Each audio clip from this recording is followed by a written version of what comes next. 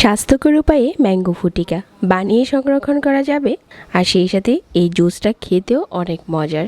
নিজের হাতে বানানো এই ফুটিকাতে কোনো রকম প্রিজারভেটিভ ছাড়াই আপনি বেশ কয়েকদিন ভালো রাখতে পারবেন। চলুন ঝটপট এই ম্যাঙ্গো ফুটিকা বানাতে থাকি। আজকে ফুটিকা বানানোর জন্য 3টার মতো আম কিউব করে কেটে নিয়েছি, আর একটা দিয়ে দিচ্ছি কাঁচা আম, ওইটাও কিউব করে কেটে নেওয়া। তারপর চুলায় একটা প্যান বসিয়ে এই প্যানের মাঝে আমের টুকরোগুলো দিয়ে দিচ্ছি। এই আমটা সিদ্ধ করার জন্য এখানে 1 কাপ পানি দিতে হবে। 1 কাপ পানি দিয়ে নেড়ে চেড়ে মিশিয়ে নিতে হবে, ঢাকনা দিয়ে ঢেকে দিতে হবে। যেহেতু পাকা আম, এটা কিছুক্ষণ ফুটিয়ে নিলেই দেখা যাবে যে গলে যাবে। তো আমটা পুরোপুরি গলে গেছে, আর এই পর্যায়ে হচ্ছে চুলা থেকে নামিয়ে একটা সাইডে রেখে ঠান্ডা করে নিতে হবে।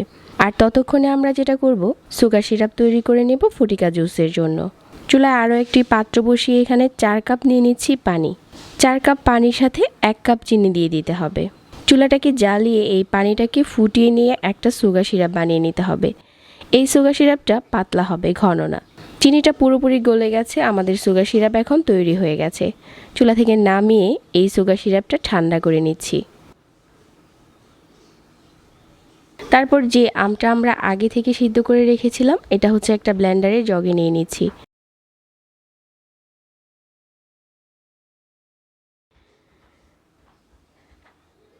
ব্লেন্ডারে দিয়ে কয়েক সেকেন্ডের মতো ব্লেন্ড করে নিলেই দেখা যাবে যে একটা ফ্রেশ আমের পিউরি আমরা পেয়ে গেছি।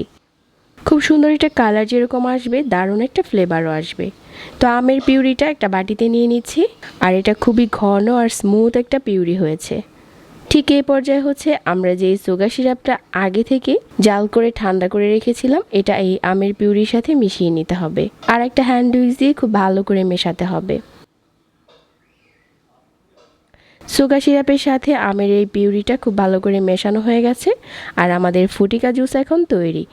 এই জুসটা বানিয়ে সংরক্ষণ করতে পারবেন বেশ কয়েকদিন, আর নিজের হাতে বানানো প্রতিটা খাবারই স্বাস্থ্যকর। ঠিক এরকম ম্যাঙ্গো ফুটিকাও তাই। নামি দামি ব্র্যান্ডের ম্যাঙ্গো ফুটিকা আপনি নিজে হাতে বাসায় তৈরি করতে পারবেন। আশা করছি প্রতিদিনের মতো আজকের এই ম্যাঙ্গো ফুটিকা জুসের রেসিপিও সবার কাছে ভালো লেগেছে। আমার রেসিপিগুলো ভালো লাগলে লাইক, কমেন্ট আর শেয়ার করতে ভুলবেন না। সেই সাথে চ্যানেলটা সাবস্ক্রাইব করে রাখতে পারেন। সবাই অনেক ভালো থাকবেন। আজকের ফুটিকা জুসের রেসিপি দেখার জন্য ধন্যবাদ জানাচ্ছি, আর সেই সাথে বিদায় নিচ্ছি। আল্লাহ হাফিজ।